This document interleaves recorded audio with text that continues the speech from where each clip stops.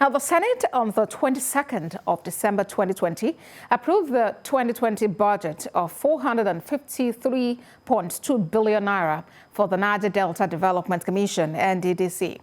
The approval came despite the Senate's vow not to approve a budget for the commission until its board is constituted.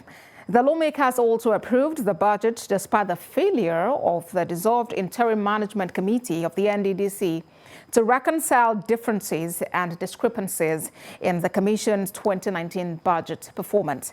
Let's bring in security analyst Bish now for more on this. Thank you for joining us on TVC News at 7. 453.2 billion naira. That was what the Senate approved in December for the 2020 fiscal year, and it was extended to run until the 31st of March 2021 due to the impact of COVID-19 this past year. Considering what the NDDC has been able to do since its commissioning, how would you rate its performance with all of these funds that have been released to it so far? Well, good evening, and thank you for having me. To be fair to the NDDC, money that you hear that the federal government has budgeted that is actually given to the NDDC. NDDC does not implement all of its annual budgets. They will be lucky if they implement up to 50% of their budget. Having said that, a lot of money still has been invested in the NDDC that we don't really have much on ground to show for it.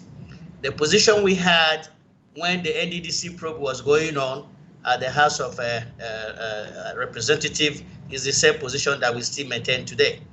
The NDDC cannot and has not justified the huge financial commitment that has been made to it by showing us projects that on ground that it has executed.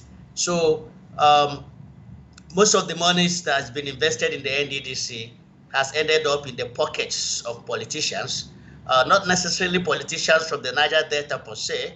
Even politicians in Abuja have taken a huge chunk of the money that has been committed to the NDDC. That is why you cannot find anything on ground when you look at the money that has been committed to the NDDC and the project that they ought to have embarked upon.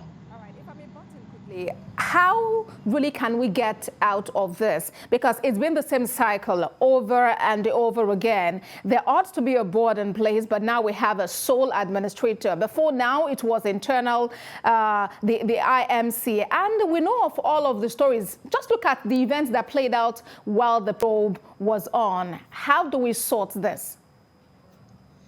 You know, this is what I call the Nigerian syndrome. That probe, nobody has heard anything about the probe. We don't know the recommendations and the outcome of that probe.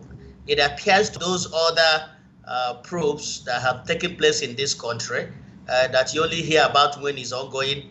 After a time, something will happen behind the scene and the whole thing will just die a natural death.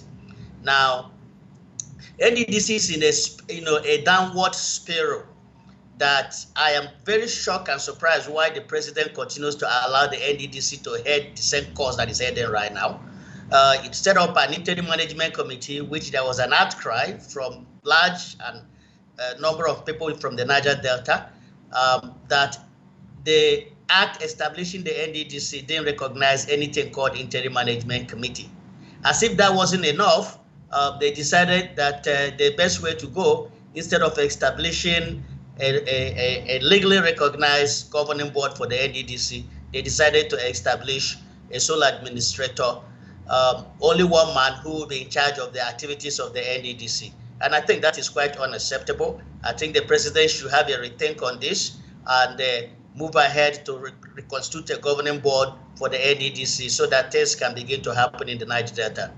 All right. At the height of all of this, especially after the NSAS protest, we saw some youth barricade the east-west road, which is a very busy and integral part connecting the southern state. But just recently also, we saw some news from the Niger Delta come out in support of the appointment of a sole administrator and said everyone should rather come together and support him for the advancement of the region. Is there some kind of division in the voice coming from that region of the country?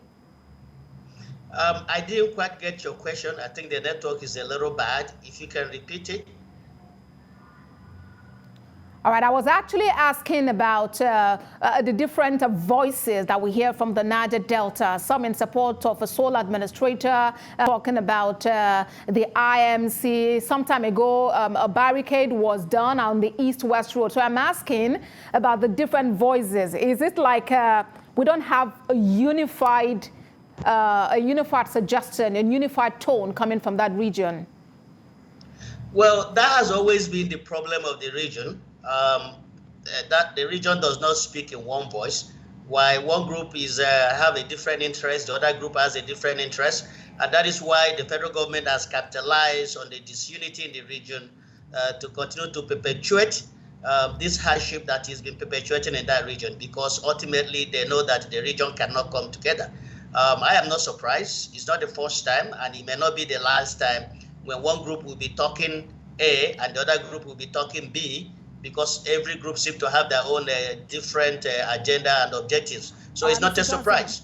Okay, but as it stands, with the budget approved, 453.2 billion naira, let's see the progress that would come of that. Security analyst Bish Johnson, thank you for joining us on TVC News at 7.